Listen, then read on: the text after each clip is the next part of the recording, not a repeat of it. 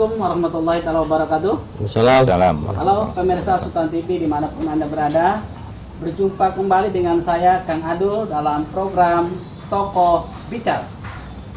Sore ini kita akan berbincang terkait dengan peran pemuda pemersatu dan untuk Indonesia maju. Telah hadir dua narasumber kita pada kali ini, dua tokoh pemuda. Nanti kita akan banyak berbincang terkait bagaimana peran pemuda dalam mengisi kemerdekaan untuk kemajuan bangsa. Saya akan perkenalkan dulu kedua narasumber kita pada sore hari ini. Pertama adalah Kang Tony Anwar Mahmud. Beliau adalah salah satu fungsionaris Forum Pemuda Lintas Agama Provinsi Banten.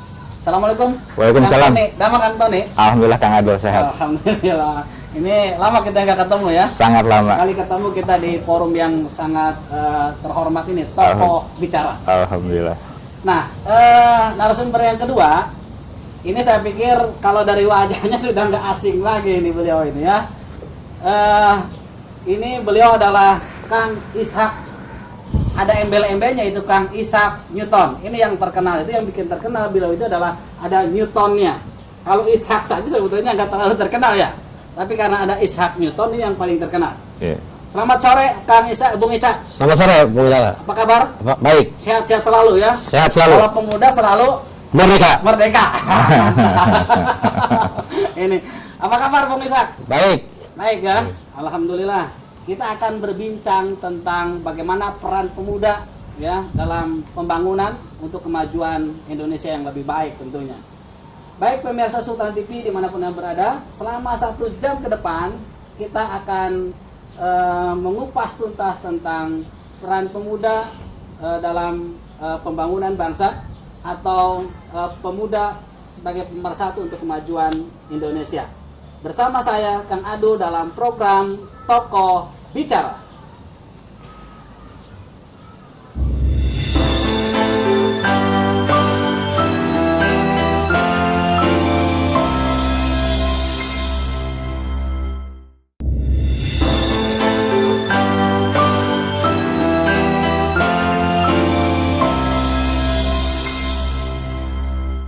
Baik pemirsa Sultan TV dimanapun Anda berada, sudah 75 tahun Indonesia merdeka.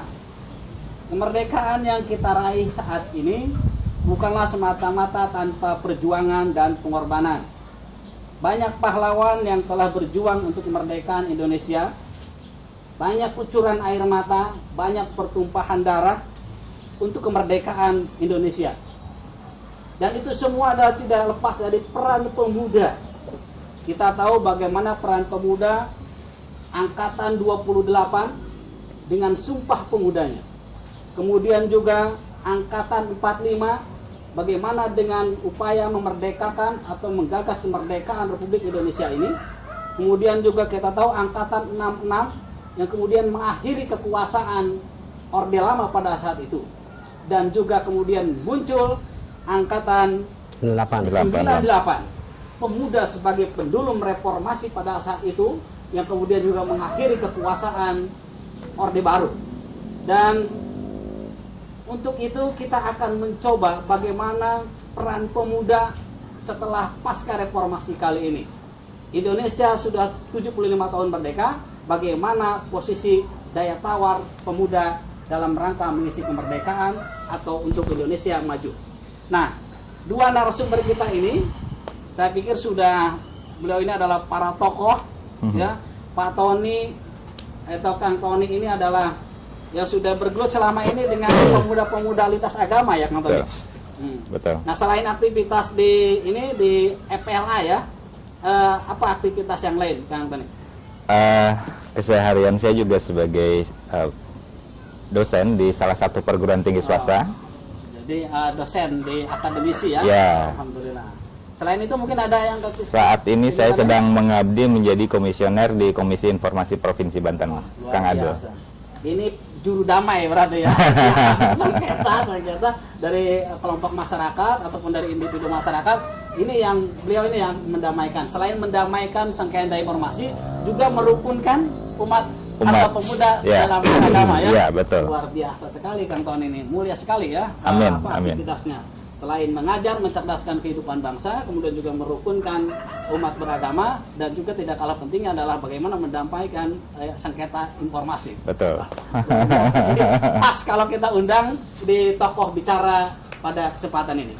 Kalau gimana Bung Ishak, selain aktivitas di pemuda KNPI ini di Provinsi Banten, posisinya strategi sebagai sekjen, luar biasa ini, ya. Gimana aktivitas yang lain selain KNPI? Aktivitas yang lain biasa kita kan, namanya juga pemuda, tentu kita mengayomi seluruh pemuda yang ada di Provinsi Banten. Saya sebagai sekjen KNPI Banten tentu untuk mempersatukan para pemuda yang ada di Banten. Yang lain-lain tentu kaitannya dengan aktivitas yang lain, dosen, pengurus yayasan, serta yang lain sudah biasa kita lakukan. Karena bagian daripada agen of change. Selalu melakukan perubahan. Selalu merubah, dan ada para pemuda Banten ya. Dan ada semangatisasi. Sore ini para pemuda Banten ikut menyaksikan acara kita tokoh bicara pada menyaksikan ini. Menyaksikan. Ada riung bersama gitu apa nobar? Ada di KNPI. Ada di KNPI. Coba dong disapa dulu teman-teman pemuda Banten. Ya, selamat sore Ketua KNPI, Bendahara Umum serta pengurus DPD KNPI seprovinsi Banten, 8 kabupaten kota seprovinsi Banten. Kita talk show di acara Riung Mengpulung Pemuda Bicara, Tokoh Berbicara. Selamat sore, Kang Dul. Pemuda itu selalu semangat ya. Baik, ciri khas pemuda itu kan selalu menggebu-gebu, selalu semangat gitu ya. Ya. Nah, tadi disampaikan oleh Bung Ishak bahwa selama ini bagaimana perannya mengedukasi gitu kan, memotivasi para pemuda yang ada di Provinsi Banten. Nah, bagaimana pembangunan pemuda nih ya, agar dia tetap menjaga semangatnya gitu kan, menjaga motivasinya, bahwa pemuda itu tidak boleh surut semangat dan motivasinya untuk membangun bangsa ini, membangun daerah ini. Bagaimana peran yang dilakukan? Ya, selamat sore pemirsa semua ya, Kang Dul, kemudian Kang Tony ya. Siap. Di tokoh bicara, saya masih teringat kata-kata Bung Karno. Apa tuh? Berikan 10 pemuda. 10 pemuda. Dan akan kuguncangkan dunia ini. Dan berikan 100 aki-aki dan ini. Itu menjadikan Cabut Semeru ya. akan cabut Semeru ya. Kan gitu tuh. Bahasa-bahasa itu tentu kita masih bergelora ya. Baru saja kita menyaksikan, merayakan kemarin peringatan 17 Agustus yang ke-75 ya. Semua merayakan dengan seremonial ya, di masing-masing katakanlah kabupaten kota. Kalau di Provinsi Banten, kalau di tanah air tentu kita merayakan di masing-masing provinsi ya. Yeah. Provinsi, kalau di Istana Negara gitu dilakukan. Tetapi yang sangat tidak menarik di kaum pemuda itu, Bang Jala, itu ya terkait dengan perayaan katakanlah 17 Agustus ini dengan dilakukannya dengan video-video Zoom itu, apa tuh namanya? Virtual itu. Jadi dulu kita melawan penjajah di atas dunia kan, dengan bambu runcing, ya kan, bukan dengan yang lain-lain, ya kan. Dia pakai pistol gitu ya, pakai itu, yang alat-alat yang canggih, kita dengan bambu runcing. Tetapi upacara pun kita masih takut dengan COVID gitu loh, dengan virtual gitu. Jadi semangat kemerdekaan itu tidak terlihat ya. Tidak terlihat, sudah luntur gitu maksud saya. Kemudian para pemuda juga nampaknya kan yang di masing-masing, karena ini pemerintahnya melakukan semangatisasi dalam hari kemerdekaan, tentu merayakannya masing-masing gitu loh. Ada yang narik bendera 3 orang gitu, 2 orang di perkebunan atau di namanya di gunung-gunung, ya kan. Kita lakukan sama-sama aja, kita instruksikan kepada DPD kabupaten kota seprovinsi agar melakukan itu apa semangatisasi para pahlawan kita gitu. Pemuda sendiri di Banten ada nggak itu melakukan upacara seperti biasa, berkumpul semua pemuda begitu? Atau Apa ada ikut juga. virtual juga jangan-jangan pemuda? Ya enggak Oh, dong. jangan-jangan tidak ikut Enggak, juga? upacara kita Upacara, ya? upacara. Bagus tuh kalau ada Upacara kita kan bergabung. dilakukan itu. Ya. Saya mah Tetap semangat ya, tetap pemuda. semangat pemuda itu, Bang Jala Walaupun itu. yang lain pemerintah melakukan virtual, tapi Iya. pemuda tetap berkumpul Iya. bersama ya. Kita takut dengan Covid Ah, gitu ya. iya. Kita takut dengan Ah. Covid. Tetapi jiwa patriotismenya gitu ya, Ah. kemerdekaannya itu harus kita tonjolkan gitu loh. Gitu ya. Jangan kemudian takut dengan Covid, kemudian upacara melakukan hari kemerdekaan itu dengan virtual itu. Wah, ini. Oke, baik. Ya. Baik, nanti tunda dulu ya itu. Iya. Kita akan lebih dalam gitu Iya. kritisi bagaimana semangat kemerdekaan itu ya, Iya. agar lebih nampak walaupun itu ada Covid ya. Iya. Baik, saya akan ke Kang Tony dulu. Iya. Karena nih Forum Pemuda Lintas Agama itu kan tentu beragam ya dari beberapa agama-agama yang lain. Nah, tentu ini apa kira-kira mereka berkumpul bersama-sama itu ada semangat apa kira-kira ya, sehingga antara pemuda itu kan beda keyakinan itu kan tidak gampang, tidak seperti berkumpulnya teman-teman KNPI kan. Ya, ya. Itu ada semangat, kemudian kira-kira apa yang memotivasi pemuda-pemuda lintas agama itu bersatu? Baik. Sebelumnya saya ingin menyampaikan dulu apa itu FPLA, FPLA. Forum Pemuda Lintas Agama. Ini kalau juragan yang satu ini sudah terkenal se-Indonesia yang namanya KNPI gitu ya, dari zaman Orde Baru sampai hari ini. Tetapi FPLA ini jarang dikenal sama masyarakat, Kang. Jadi Harus ikut di dalamnya. nah, sayangnya kami itu adalah sebuah forum pemuda lintas agama yang mungkin sulit untuk jadi OKP. Karena kami ini adalah sebuah lembaga yang dinaungi oleh Kemenag dan Forum Kerukunan Umat Beragama Provinsi Banten. Nah, kemudian pada tanggal 1 Mei 2019 kami mendapatkan SK dari Dewan Pendiri, kemudian dikukuhkan di 24 September 2019, Kang Adul. Nah, di situ ada pengesahan struktur organisasi, di mana ketuanya itu Pak Dr. Andes Rosadi Pribadi, MSI. Rosadi ya? Betul. Betul. Nah, betul kata Kang Adul tadi bahwa semangat dari Forum Pemuda Lintas Agama ini adalah kepengurusannya terdiri dari 6 agama yang ada di Indonesia. Islam, Katolik, Kristen, Hindu, Buddha, Konghucu. Lengkap ya? Alhamdulillah lengkap. Jadi unsur perwakilannya ada semua, dan itu juga dibentuk di 8 kabupaten kota, Kang. Sama juga ya. Sama, ada bentukannya. Nah, dalam konteks semangat pemudanya, kita mengacu tadi yang dikatakan Kang Adul, bahwa Kongres Pemuda di tahun 28 melahirkan Sumpah Pemuda. Di 45 ada nama Soekarni yang mendesak supaya Bung Hatta dan Bung Karno untuk membacakan proklamasi, dan seterusnya sampai 98. Tapi semangat hari ini adalah sebagaimana disampaikan tadi oleh Kang Ishak, bahwa pemuda lintas agama hari ini itu bagaimana memunculkan kerukunan dalam beraktivitas keseharian ini tidak mudah. Tapi jika kita melihat di televisi, di media sosial, ada kegaduhan-kegaduhan lintas agama, sementara di kami, di kaum muda, kami bersama-sama beraktivitas. Kami sama-sama melakukan sosialisasi bagaimana mencegah penyebaran COVID-19, bagaimana kita bersiap diri untuk menyikapi dan melaksanakan era new normal. Nah, ini adalah hal-hal yang lumayan rumit, Kang. Misalkan kalau Islam ada jaga jarak dalam konteks beribadah di masjid. Demikian juga di teman-teman yang lain. Nah, untuk mensosialisasikan itu kami juga perlu. Karena tujuan dari Kemendag membentuk FPLA itu adalah memberikan penguatan kepada masyarakat supaya lebih baik dalam penguasaan agama masing-masing, sehingga tidak ada penyimpangan-penyimpangan agama di 6 agama yang ada di Indonesia. Karena pemahaman yang relatif minim itulah yang menimbulkan radikalisme. Radikalisme memunculkan perpecahan, kemudian akan dimanfaatkan oleh orang-orang yang tidak bertanggung jawab. Nah, makanya saya alhamdulillah bisa silaturahmi dengan Pak Sekjen di KNPI. Mari bersinergi dengan FPLA. Siap. Kami 6 agama bersatu padu untuk memajukan pemuda di Provinsi Banten gitu, Kang. Amin. luar biasa ya. Luar biasa. Ini misinya, tujuannya FPLA ini luar biasa Iya. ini, Kang Ishak. Bukan sekedar berkumpul, tapi memang juga ada misi bagaimana kerukunan, kedamaian kita beragama ini, berbangsa dan bernegara ini lebih nyaman.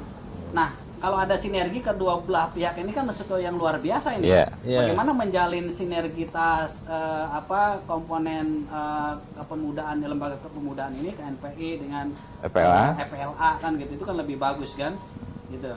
Nah, saya ingin tanya ke dua narasumber ini terkait soal bagaimana sih melihat fenomena atau kondisi kepemudaan kita hari ini, khususnya di Banten. Apakah sudah sesuai dengan yang kita harapkan oleh KNPI harapan? Itu kan KNPI punya harapan pemuda hari ini, besok dan akan datang harus seperti ini, harus seperti ini gitu. Nah, kondisinya seperti saat ini masih sesuai dengan harapan atau memang masih jauh dengan angan-angan kita? Ya, Bung Kadul. Jadi ini tentu pemuda ini kan berbeda dengan pemuda katakanlah dari tahun ke tahun ya.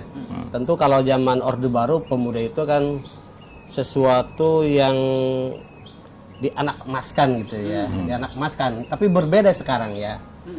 Adanya Menpora, ya kan, adanya Dispora di Provinsi Banten, adanya peraturan namanya dengan Perda gitu ya di masing-masing kabupaten kota gitu ya. Sudah dibentuk itu oleh pemerintah, baik pusat, daerah, serta kabupaten kota. Tetapi pemerintah dalam hal ini kan kurang serius, gitu. Kurang serius memberikan perhatian khusus kepada pemuda. Bukan saja di KNP, tentu di dalamnya juga forum lintas agama bagian dari pemuda kan. Berbagai lintas di situ, pemuda itu di situ ada kan, di KNP ini juga ada Kang Tony ya gitu. Nah, salah satunya kan di Provinsi Banten membuat tentang masalah Perda, ya kan, Perda tentang masalah bagaimana pemerintah daerah memberikan katakanlah anggaran ke masing-masing SKPD gitu ya, dengan Perda nomor 14 itu ya, 10 tahun 14 itu 2% itu. Tetapi hari ini cuma perdanya saja yang dibentuk gitu. Perbumnya, perintahnya tidak dilaksanakan. Seharusnya didorong dengan peraturan gubernur itu gitu tuh. Nah, ini baru ini. Atau jangan-jangan pemerintah tidak memberikan perhatian itu karena pemudanya juga nggak bersatu kok gitu. Tentu kan ada bersatu itu. Negara ini dibentuk oleh pemuda ini. Baik ya. Baik, Kang Tony, nanti kita boleh menyela Bung Ishak. Ini kenapa pemerintah belum memberikan perhatian yang penuh terhadap pemuda? Itu termasuk di KPLA mungkin di dalamnya, kata Bung Ishak tadi. Ini jangan-jangan ada persepsi lain di mata pemerintah terhadap pemuda Banten hari ini. Nanti kita sambung lagi ya jawaban tersebut setelah break berikut ini bersama tokoh bicara.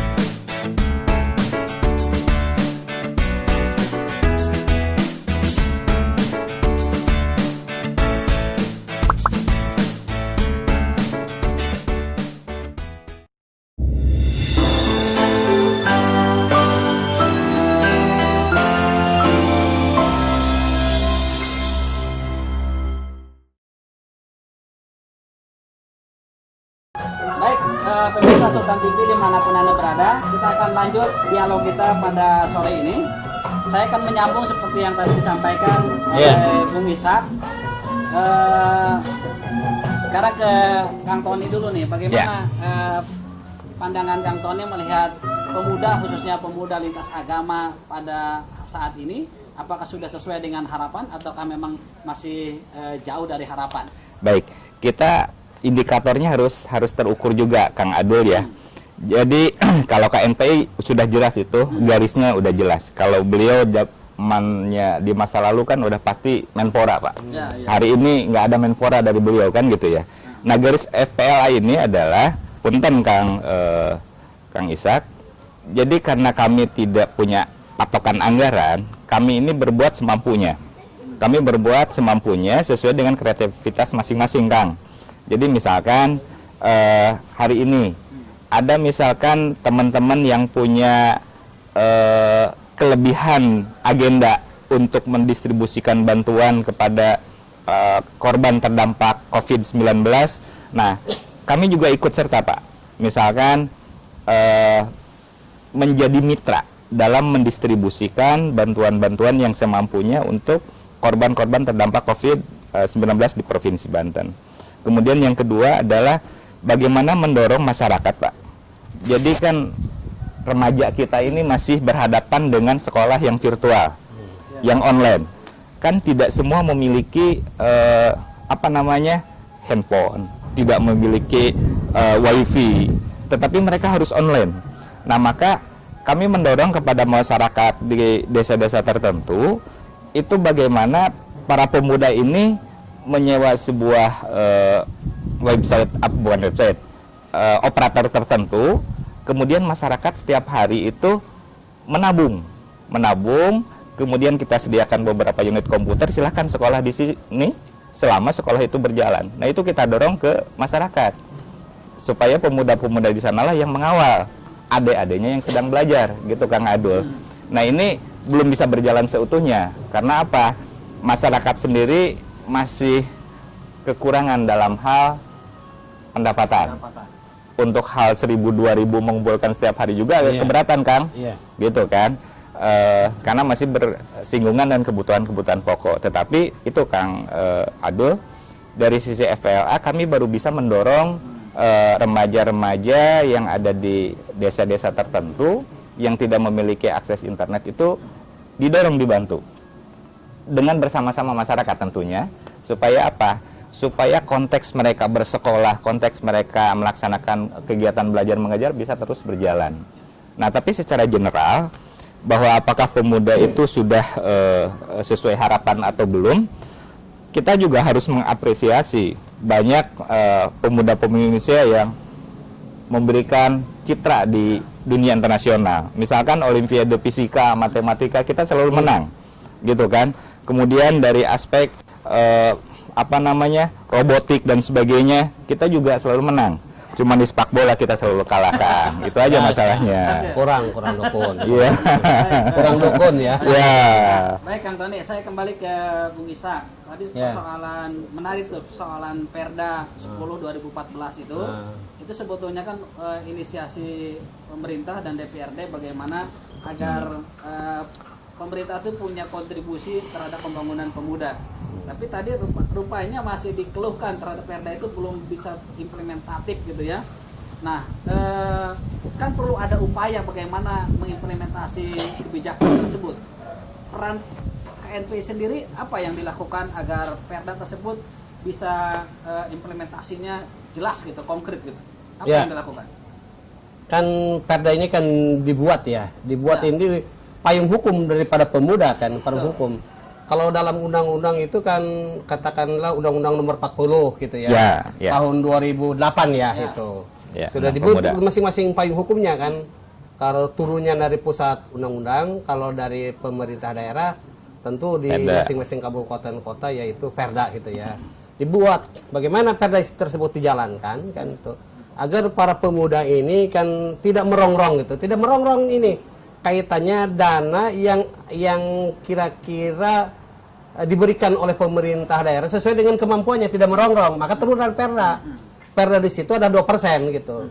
Nah, bukan saya KNPI yang di dalamnya yang ikut berpartisipasi Banyak untuk organisasi yang berhimpun di situ. mengembangkan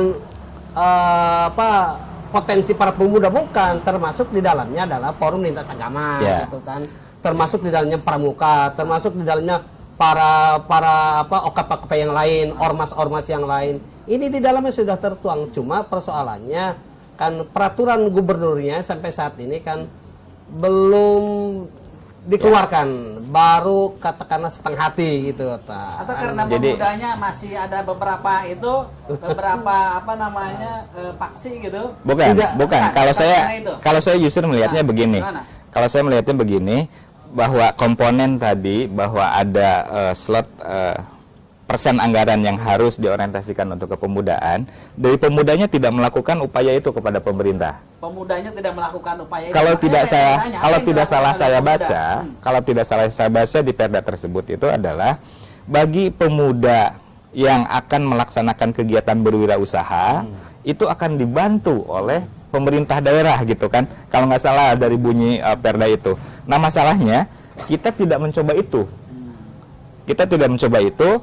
dan pemudanya tidak juga mencoba berdialog dengan KNPI yang sudah jelas-jelas pemudanya tidak berdialog dengan KNPI, apa KNPI-nya tidak berdialog dengan pemerintah? Pemudanya tidak coba berdialog juga dengan KNPI, kan tidak semuanya menjadi anggota KNPI dong, tapi di setiap daerah kecamatan pasti ada. Tentu akan menjadi kepanjangan tangan dialog dengan pemerintah kabupaten setempat kan gitu Kang ya. Nah, masalahnya saya sepakat dengan perda itu ada bunyi memberikan dukungan terhadap pemuda yang akan berwirausaha. 2%. Ya, 2%. Nah, 2% itu kan bukan dalam arti anggaran, bukan kan? Program kan? Program. Yang program tersebut juga ada berbasis. Katakanlah anggaran, gini, kan? kita katakanlah gini, Bang Dul itu. Umpama di situ ada di dalam dispora tentang masalah budidaya ikan lele tentang masalah persabloran Kalau berbicara tentang masalah anggaran, 13 triliun anggaran di Provinsi Banten, 2% berapa? Bayangkan. Saya juga pernah, Kang, dari aspek pramukaan, mendampingi teman-teman pramuka, mendapatkan bantuan dari Dispora Provinsi Banten. Jelas kan? Ada untuk melaksanakan perlombaan antar gugus gugus depan di Provinsi Banten, SMA. Alhamdulillah itu terjadi di 2019 kalau nggak salah, Kang. Sempat terjadi. Dugaan saya ini jangan-jangan pemerintah tuh belum terlalu greget gitu untuk bagaimana memberdayakan para pemuda, karena masih terkotak-kotaknya wadah kepemudaan ini. Mungkin itu menjadi salah satu faktor ya. Dia akan membantu KNPI yang mana gitu. Tidak ada terbelah-belah kita KNPI. Pemuda namanya juga pemuda ini kan. Pemerintah sudah adil, ya kan. Cuma dalam hal ini perdanya ini kan belum begitu diimplementasikan gitu tuh. Satu. Yang kedua, kita sudah berupaya dialog dengan pemerintah daerah juga. Pernah dilakukan ya? Sudah kan. Eksekutif sama legislatif. Sudah kita berdialog, apalagi dengan responnya?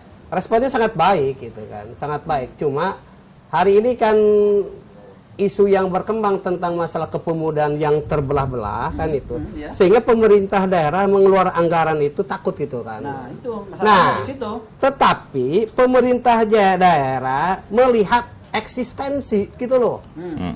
Kalau umpama organisasi tersebut tidak eksis, maka tidak diberikan gitu loh.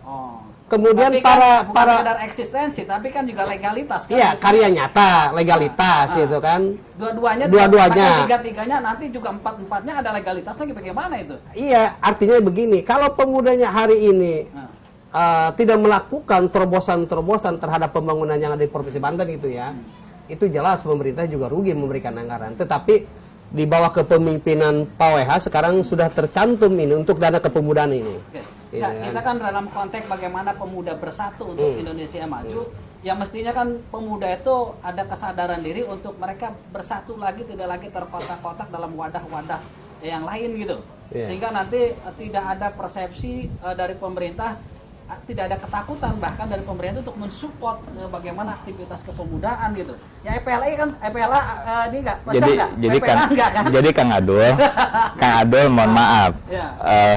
Saya meyakini bahwa pemuda tidak terpecah-pecah. Ya, pemudanya Ya, cuman ada organisasi yang menaungi kepemudaan yang direstui negara. Memang ada beberapa kubu gitu ya. Tetapi secara personal, secara berkelompok sebagai bagian dari masyarakat, pemuda tidak terpecah-pecah. Artinya pada saat diperlukan kami akan turun, kami akan hadir untuk mengisi apapun yang kami mampu. Nah, misalkan kembali kepada FPLA, Pak. Ya. Saya kebetulan ditunjuk oleh ketua untuk di bidang pendidikan. Saya mengusulkan kepada ketua itu adalah kita selalu continue dalam melakukan edukasi kepada masyarakat melalui apa? Melalui FPLA di kabupaten kota, Kang. Untuk apa? Tadi ya, bagaimana kita saling menghormati. Kita harus bangga di Kota Serang, Kang. Semua rumah ibadah yang ada di Indonesia, maksudnya agama yang ada di Indonesia, itu rumah ibadahnya ada semua di Kota Serang. Kota Serang semua ada. Dan rukun semuanya. Dan Itu rukun. karena peran pemuda juga ada, peran pemuda di situ. Mungkin Kang Adul, saya tidak harus menjawab Kang Adul. Nanti kalau hari Minggu tolong dicek deh di sana bagaimana Islamic Center parkirannya digunakan oleh teman-teman Kristiani. Bagaimana hari Jumatan itu gereja parkirannya dipakai sama orang Muslim yang Jumatan di Asawuro. Artinya Kota Serang sebagai ibu kota provinsi Banten sudah menunjukkan kerukunan. Kalau ditanya pemuda ikut serta, emang yang jagain kendaraan dan lain sebagainya keamanan Itu siapa? pemuda, ya? Tidak akan yang tua, gitu loh, Kang Adul. Jadi eksistensi pemuda sampai hari ini terus berjalan, hanya berbeda nilai-nilai juangnya. Jadi sekecil apapun yang pemuda lakukan, khususnya di FPLA, kami coba berbuat gitu, Kang Adul. Coba Kang Adul gini, kayak gini saya penasaran ini ya kan. Nah, gimana? Katakanlah sekarang kan di lembaga-lembaga legislatif dan eksekutif sekarang di sisi pos-pos yang terpenting adalah para pemuda. Di Dewan berapa persen para pemuda? Dari kabupaten, provinsi sampai DPR RI, sampai DPD kan. Berapa persen itu para pemuda di situ? Ya. Kita merdeka di bawah naungan para pemuda. Ketika Soekarno umur berapa di situ? 28 tahun kalau tidak salah. Benar nggak? Iya kan? Bisa memerdekakan. Nah, maksud saya hari ini kan tentang masalah peran pemuda dalam mengisi kemerdekaan, kan peran pemuda dalam mengisi pembangunan. Bagaimana para pemuda hari ini bukan melihat hari muda pemuda ke belakang, tapi ke depan. Zaman reformasi dong. Ya. Iya kan zaman reformasi. Ya, betul. Mau diarahkan kemana pemuda Banten khususnya oleh teman-teman KNPI ini? Apakah kan kebanyakannya kecenderungannya kan kebanyakan ke ranah politik, gitu kan? Iya. Ke depan ada obsesinya kemana nih diarahkannya? Para pemuda itu tidak bisa diarahkan di jalan nih, Kang Dul. Nggak bisa. Programnya KNPI kemana? Jelas kalau KNPI pemuda? bermitra mandiri berkarya nyata tentu. Tetapi kalau dalam tubuh pemuda tidak bisa kita arahkan dong. Masing-masing berperan di situ. Mau jadi orang politik silakan, mau jadi orang pengusaha silakan, jadi wirausaha silakan kan gitu. Oke, kita menarik tuh kalau pemuda itu dicoba diarahkan untuk menjadi entrepreneur ya, untuk menjadi wirausaha gitu. Itu juga ada di kegiatan KNPI itu ada program-program seperti itu. Ada. Berapa persen pemuda Banten atau yang bernaung di KNPI yang sudah masuk sebagai kategori entrepreneur pemuda, sehingga nanti kan jelas tuh pemerintah program yang dilakukan oleh KNPI untuk pemerintah nih support nih ada sekian persen pemuda Banten yang bernaung di KNPI yang bisa harus disupport untuk pemberdayaan ekonominya gitu. Umpama gini, ada petanya kira-kira? Pemuda ini ada beberapa kategori ini. Ya kan, menurut undang-undang pemuda 30 tahun ya. Jelas.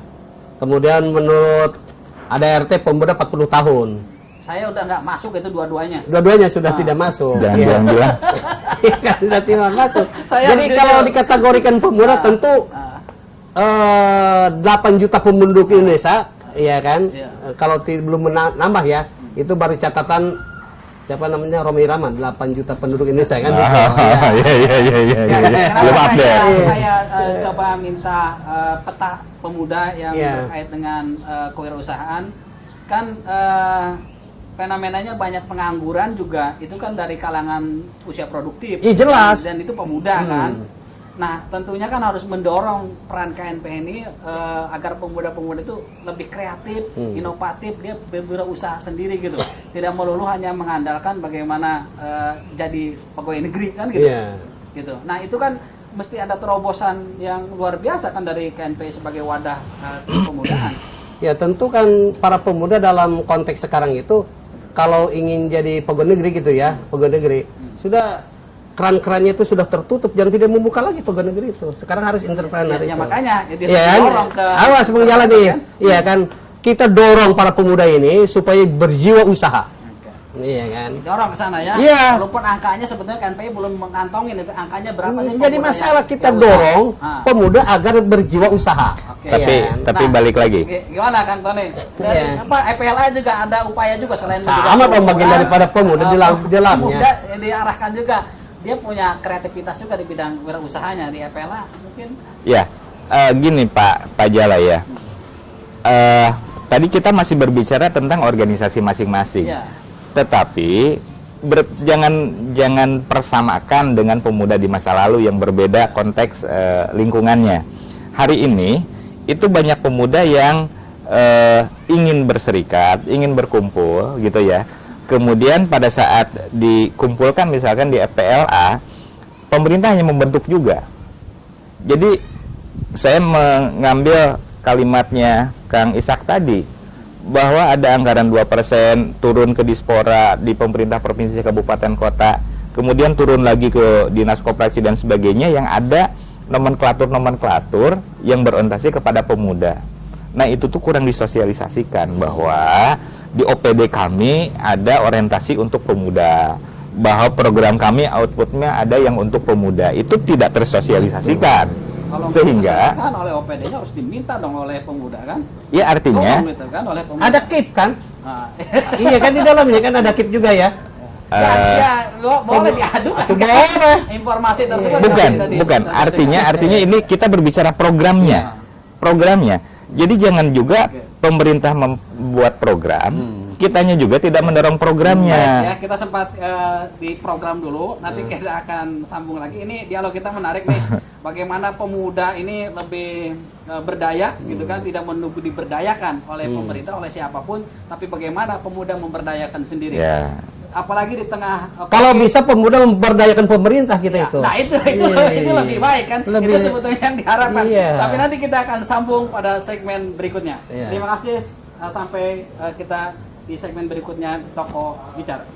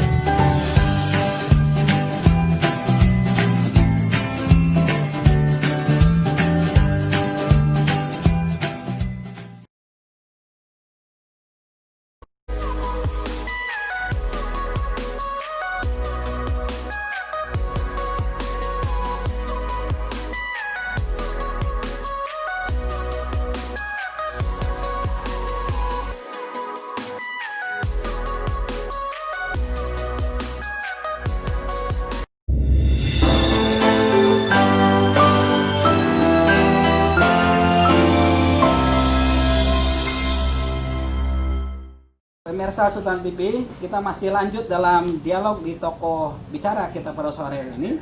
Kita akan lanjut apa yang ingin disampaikan oleh Kang Tony tadi. Silakan Kang Tony. Ya, tadi masalah program yang terputus gitu ya. Artinya setiap tahun atau per 5 tahun kan pemerintah punya indikator kinerja utama. Ada capaian-capaiannya. Salah satu indikatornya adalah kami pemuda gitu kan. Nah, khusus FPLA itu ada bidang kewirausahaan dan ekonomi kreatif. Lagi-lagi kami waktu menyusun rapat kerja dan seterusnya, itu bagaimana mendorong beberapa program kepada pemerintah. Artinya ada pemberdayaan terhadap pemuda, khusus pemuda. Jadi jangan selalu masyarakat yang tidak bekerja dan lain sebagainya, engalnya sekarang kepada pemuda. Apalagi dengan kondisi pandemi COVID-19 saat ini, itu banyak teman-teman yang menjadi korban PHK, Kang. Iya, benar. Nah, artinya kami juga berharap bahwa program-program itu bisa dilaksanakan. Ada pemberian program dari pemerintah untuk memberdayakan kaum muda. Artinya dengan pasca PHK ini apa nih yang bisa dilakukan, itu sudah didorong oleh bidang kewirausahaan dan ekonomi kreatif. Misalkan yang tadi, bagaimana ada gerai-gerai yang memberikan kemudahan bagi anak-anak SD SMP yang harus belajar daring tapi tidak memiliki fasilitas. Nah, itu kita fasilitasi untuk satu RW, untuk beberapa RT. Nah, itu kan bisa menjadi kegiatan kaum muda yang tadi terkena korban PHK, gitu kan? Ya. Oke, itu ya salah satu terobosan-terobosan yang bisa dilakukan, Kang Tony ya. Nah, saya kembali ke Ishak nih. Kita tahu bahwa kita hampir masuk ke bonus demografi nih ya, di mana sekian persen, 64% itu pemuda di usia produktif, di mana itu adalah pemuda. Ini kan harus dimanfaatkan peluang ini dengan sebaik-baiknya. Jika tidak, maka pemuda hari ini dan yang akan datang, dia akan menjadi banyak pemuda-pemuda yang tidak kreatif, yang tidak inovatif, yang tidak berdaya gitu. Nah, ini harus ditangkap peluang ini untuk menjadi daya tawar bagi pemuda terhadap pemerintah, terhadap stakeholder yang lain. Bahwa eksistensi pemuda bukan sekedar pada retorika, romantika sejarah yang menjadi pendulum reformasi, yang menjadi penggerak kemerdekaan, yang menjadi pemersatu bangsa, tapi harus tampil ke depan pemuda yang lebih baik. Apa kira-kira yang mau dilakukan oleh PNPI Banten ke depan? Iya. Apa kita di Banten ini akan jadi penonton apa jadi penikmat? Nah, itu dia. Iya kan? Enaknya, Bang? Jangan pemuda jadi penonton semua nanti. Iya, jangan sampai jadi penonton gitu kan. Apa kira-kira Iya. upayanya supaya tidak jadi penonton? Pertama kita lakukan bahwa para pemuda ini setelah kita Banten jadi provinsi, ya kan, hampir sekarang sudah 12 tahun ya. Dari tahun 2000, tahun 2000 ya. Berapa tahun? 12 tahun tak? Berapa tuh kan? Udah mau 20 tahun. 20 tahun. Mau 20 tahun. 20 tahun. 2000 ke 2020. Jangan lupa dengan provinsi Banten. Iya. Kita ada 20 hampir. Besok kita Oktober ya. Iya, Oktober. 20 tahun. 20 tahun. Nah, maksud saya para pemuda ini kan sejarah membuktikan semuanya para pemuda. Bagaimana kita dengan bangganya gitu, pendobrak kemerdekaan gitu, mempersatu kemerdekaan. Tapi SDM kita tidak disiapkan dong. Ya kan? Tentu karena bagian daripada itu tentu kita dari kaum pemuda ini kan sudah mempersiapkan strategi, taktik itu loh, taktik yang sudah disiapkan. Kemarin kita berbicara tentang masalah tahun kemarin tentang talk show atau kita katakanlah belajar atau apa namanya itu tentang masalah internet sehat, internet nyaman. Sudah disiapkan. Bagaimana para pemuda ini di dalamnya itu jangan sampai ketinggalan teknologi. Itu. Kan karena semuanya dengan kondisi online terus ini kan. Ya kan? Dengan online, apapun yang dilakukan sekarang adalah online. Media massa pun online sekarang. Kita juga lagi online ya? Lagi online kita juga ini kan. Cetak sudah mulai tidak berlaku kan itu ya. Sekarang gerak cepat, berita apa di online, berita. Pemuda itu sudah disiapkan itu oleh kita itu. Tentang masalah internet sehat, internet nyaman. Jangan sampai kita membuat link, membuka apa namanya Zoom, membuat apa namanya dialog dengan kondisi online kita tidak, maka generasi muda kita siapkan SDM kita itu Bang Yala ini. Baik, selain SDM tentu saja pertanyaan saya ini akan untuk kedua belah ini narasumber baik Kang Tony maupun juga Bung Ishak. Ini terkait soal kehati-hatian, kewaspadaan bagaimana fenomena radikalisme terjadi di kalangan para pemuda ya. Kenapa? Karena pemuda harus dibentengi dengan kekuatan gitu SDM, kemudian juga dengan akhlakul karimah kalau nggak salah gitu ya. Tidak ada kaitannya. Ya, itu harus ada sebetulnya kan supaya menangkal isu radikalisme di kalangan para pemuda. Karena kan usia pemuda itu kan juga rentan pancarobanya kan mudah untuk digiring ke kanan, digiring ke kiri. Apa nih upaya yang dilakukan oleh EPLA, yang dilakukan oleh KNPI sehingga pemuda ini on the track gitu ya, sesuai dengan keinginan, harapan teman-teman di KNPI dan juga di EPLA. Apa yang dilakukan oleh teman-teman dalam bentuk program, dalam bentuk kegiatan yang dilakukan selama ini? Apa? Kang Tony terlebih dulu. Oh, baik, saya duluan ya. Ini merasa tertuduh Kang Ishak. Karena radikalisme keagamaan ini sangat kental, sangat kental, terutama untuk agama Islam, gitu ya, sehingga terjadinya tindakan radikal sampai kepada berujung terorisme ini yang sedang kita luruskan. Jadi bahwa radikalisme keagamaan itu tidak ada, tapi yang ada adalah pemahaman yang salah dari individu-individu terhadap agamanya masing-masing, gitu Kang. Nah, tidak lagi mengerucut kepada salah satu agama, tidak sama sekali. Itu yang agenda pertama. Yang kedua adalah korban memang banyak kaum muda, pelaku banyak kaum muda. Penyebabnya apa? Bahwa dengan adanya media sosial yang begitu masif, anak-anak SD pun sekarang sudah bermain Instagram, sudah bermain, ya saya khawatir menjadi generasi TikTok juga sih. Jadi informasinya tidak terbendung, Kang. Nah, disinilah FPLA melalui bidang pendidikan bagaimana mengajak kepada keanggotaan, memberikan pemahaman untuk bijak di dalam menerima sebuah informasi berbasis digital yang sering orang kenal hoax atau hoak katanya gitu. Misalkan menggunakan kalau WhatsApp. Itu goak namanya. Oh, siap. Misalkan di WhatsApp Messenger, di WA group. Seringkali kita mendapatkan informasi yang begitu panjang dan sebagainya.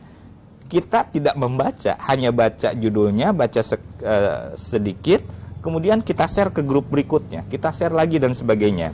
Artinya informasi yang belum utuh kita terima, itu sudah kita share. Nah, apa yang dilakukan di FPLA adalah memastikan pengurus dulu untuk bijak dalam menerima informasi.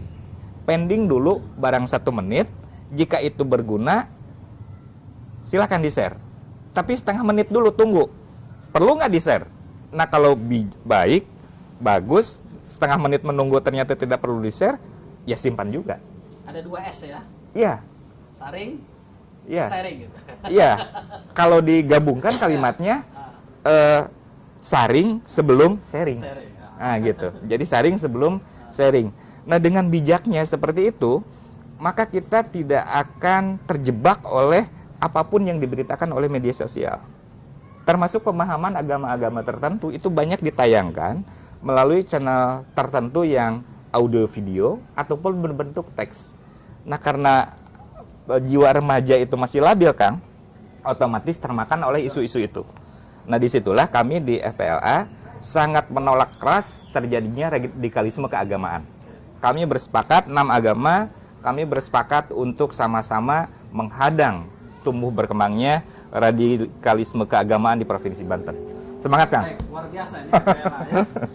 Tidak terdengar, tapi sebetulnya pelan-pelan program dan kegiatannya itu memang menyentuh untuk Insya Allah, Kang. Membantu bagaimana pemerintah tetap menjaga kerukunan antar umat beragama agar kesatuan tetap terjaga ya. Ya, insya Allah. Nah, bagaimana ini sendiri, apa pandangan KNPI sendiri nih untuk menangkal atau mengantisipasi terjadinya fenomena radikalisme. Kenapa ini saya tanyakan? Karena ini kan bisa mengganggu bagaimana stabilitas persatuan dan kesatuan, sehingga angan-angan atau cita-cita untuk Indonesia yang maju ini pasti juga akan terganggu. Ya, radikalisme ya. Kalau berbicara radikalisme tentu ini kan sangat luas ini Kang Dul ini ya. Karena sesungguhnya radikalisme ini tidak akan terjadi radikal kalau dia sudah pada sejahtera. Oh, oke. Iya kan? Kuncinya sejahtera ya. Iya dong. Nah, tapi kan ukuran sejahtera itu juga kan orang masih ukurannya agak susah itu. Iya, iya kan, sejahtera, iya kan. Orang tidak akan radikal itu, Orang tidak tidak melakukan apapun, ya, katakanlah pembunuhan gitu, perampokan itu, apalagi itu ya. Itu kalau dia sudah sejahtera, tidak akan menimbulkan radikalisme itu. Ukurannya apa sejahtera itu? Iya kan sudah cukup dia kan. Sudah. Kalau masih belum cukup maka melakukan radikal terus dia tiap. Jangankan Pancasilais, keadilan sosial bagi seluruh iya, rakyat Indonesia. Iya, gitu ya. kan. Iya, jangankan kita kan terhadap pemerintah, terhadap orang tua pun radikal kita gitu. Iya kan, kalau umpama katakan kita minta sesuatu tadi dikasih untuk kepentingan yang baik gitu ya. Kemudian lu kata orang tua bagaimana gitu mau, kan tetap jiwa kita itu selalu menggerudukan itu. Itu maksud saya gitu tuh. Tetapi sesuatu yang dipahami dalam diri saya tentang masalah radikal, tentu ini banyak penyebabnya. Iya kan? Nah, penyebab itu terlihat ketika ini melihat situasi dan kondisi yang berkembang pada saat ini tentang masalah dunia maya, ya kan? Iya kan? Kenapa bisa terjadi Banten, ya kan? Yang kemarin terkenal gitu ya, terkenal kan tentang radikalismenya, tentang masalah terorismenya, tentang masalah apa gitu, kan di daerah Sajra kan? Nggak usah disebut. Tidak usah, dipotong aja lah kayak gitu. Maksudnya kan gitu ya. Ini terjadi demikian. Nah, orang bisa terpengaruh karena dengan alat teknologi yang begitu canggih dan cepat gitu. Ya kan? Kalau mahasiswa terjadi radikalisme, ikut terorisme atau lain sebagainya, ya kan? Ngobrol-ngobrol kecil bisa saja. Yuk kita makan-makan, diajak berbicara itu. Kemudian di YouTuber gitu kan, di internet kan. Iya kan? Lebih penting program atau kegiatan yang konkret yang dilakukan oleh KNPI untuk membendung paham radikalisme itu, apa yang sudah dilakukan? Kita sudah sudah melakukan itu dengan pencegahan itu, terutama tentang masalah seminarisme. Seminar tentang radikalisme. Iya, bagaimana pencegahan terhadap kaum pemuda, terhadap mahasiswa, terhadap para kiai, terhadap masyarakat, jangan sampai terjebak dengan namanya radikalisme atau terorisme. Iya dong. Kita kan di Provinsi Banten sudah ada kesepakatan bersama dulu itu ya. Sudah dilakukan KNP dengan pemerintah, dengan lintas agama kan ada juga kita dilakukan itu kan. Ya kan, kumpul seri ide dan gagasan ya kan. Berikan pemahaman yang seluas-luasnya agar masyarakat tidak terjebak dalam hal-hal yang sifatnya negatif, terutama tentang masalah radikalisme dan terorisme. Gitu. Bisa saja diri kita juga terjebak dengan terorisme, radikalisme jika kemudian iman dan takwanya tidak kuat kita. Ya. Nah, jadi persoalannya bukan sekedar bagaimana rakyat sejahtera, tapi juga harus keimanan dan iya jelas kan? Ada kolerasi imannya. Iman dan ketakwaan itu juga ada akhlakul karimah. Ada kan di Provinsi Banten ada namanya akhlakul karimah. Iya kan? Apanya visi dan misi apa itu tuh? Ya itu nyambung itu. Jadi bukan masalah yang lain, itu juga masuk di dalamnya Kang Jala itu, ya kan itu. Baik. Oleh karenanya maksud saya tentang masalah radikalisme dan terorisme ini sangat luas dan tidak bisa bicarakan hanya 1 menit, 2 jam, 3 jam tidak habis-habis ini. Banyak penyebab-penyebabnya. Banyak penyebabnya dan banyak juga program. Dan ini sudah dilakukan oleh seluruh stakeholder di Banten. Siapa yang tidak melakukan seminar tentang masalah radikalisme? Pemuda kita sudah, para kiai kita sudah. Ada pengaruhnya itu? Ada dong. Ada. Apa? Pengaruh-pengaruhnya itu? Ada kesadaran yang. Ada kesadaran diri. Jadi penyebabnya apa saja? Dijelaskan bahwa para mahasiswa diajak ngobrol bareng, diajak makan bareng, ternyata di dalamnya adalah tentang masalah radikalisme dan terorisme. Penyebab kan banyak.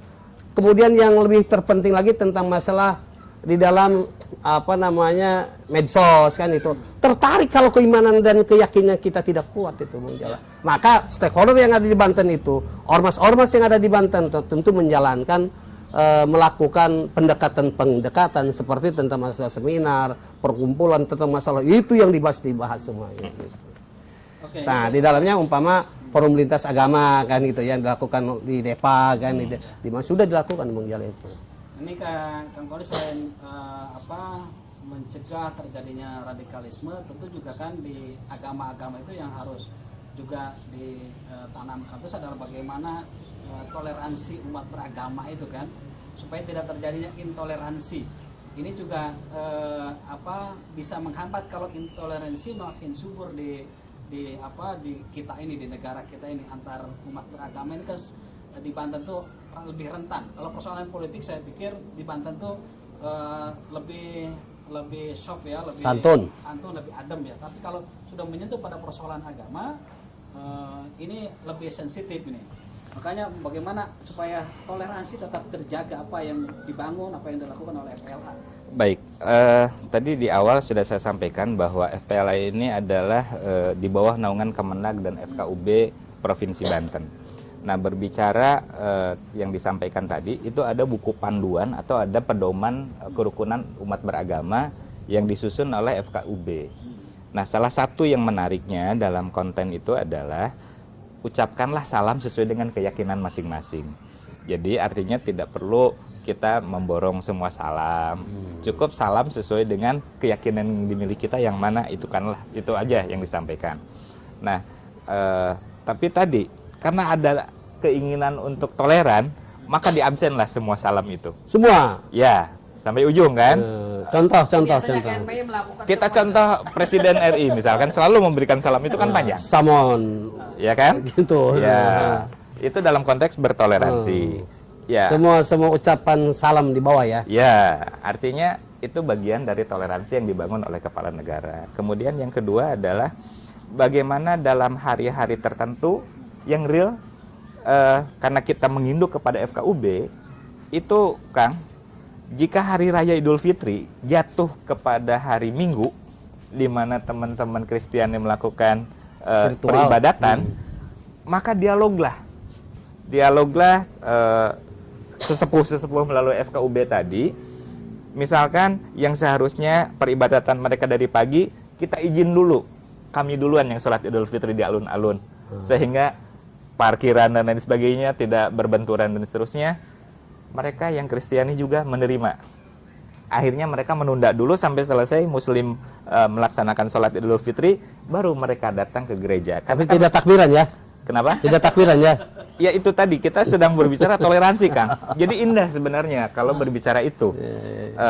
Tidak terjadi gesekan, tidak terjadi radikalisme. Tapi harapannya ini bisa diteruskan oleh generasi kita di bawah. Artinya belum ada kaderisasi yang jelas nih dari kita nih. Enak nih kalau di beliau ini ada KNPI, bahwa usianya, ukurannya sudah ada dan sebagainya. Nah, mungkin kedepannya kami juga akan coba merumuskan supaya ada kaderisasi sehingga tumbuh berkembang toleransi itu tetap terjaga gitu Kang Adul. Baik, ini luar biasa dialog kita pada sore hari ini. Kita kalau ngomongin soal pemuda ini tidak akan selesai selama 7 hari 7 malam. Tidak, satu abad gitu. Satu abad kita ngomongin terus ya. Kita ngomongin pemuda, sangat pemuda sebelum Indonesia merdeka, saat Indonesia merdeka, saat Orde Lama, Orde Baru, sampai reformasi. Kita terus membicara soal pemuda, dan pemuda selalu aktual, selalu menarik untuk dibicarakan, untuk didialogkan gitu ya. Nah, tapi 7 hari 7 malam itu kita terlalu lelah. Kita sudah sampai di penghujung acara kita pada kesempatan ini dalam acara program Tokoh Bicara. Nah, sebelum saya menutup acara ini, saya ingin persilahkan dulu ada closing statement dari kedua narasumber. Saya persilahkan dari Bung Ishak terlebih dahulu. Ya, terima kasih Kang Dul ini. Saya harapkan ini TV Sultan ya. Sultan TV ini paling tidak gitu. Terus rutinitas ya, melakukan dialog-dialog ya, talk show, baik itu seputar pemuda, pembangunan, politik dan sebagainya. Harapan TV Sultan TV ini membawa sebuah contoh yang baik dibandingkan dengan TV-TV yang lain, ya kan. Kemudian yang selanjutnya tentu saya harapan dari pemuda ini kan katakanlah semangatisasi tentang masalah 17 Agustus. Kemudian semangatisasi para pemuda yang ada di Banten, tentu harapannya adalah bagaimana tumbuh dan berkembang jiwa kita semangat. Kita akan tunggu bagaimana 28 Oktober yang akan Ya, datang. Bagaimana semangat para pemuda Banten khususnya untuk menyambut 28 Oktober. Ya, tersebut. para semangat pemuda yang ada di Banten. Dengan inilah, ya, saya dari Sekjen KNPI Provinsi Banten mengucapkan terima kasih. Salam untuk Sultan TV. Salam pemuda. Kemudian salam dari Ketua KNPI, ya kan. Semoga Sultan TV tetap Jawa. Salam pemuda.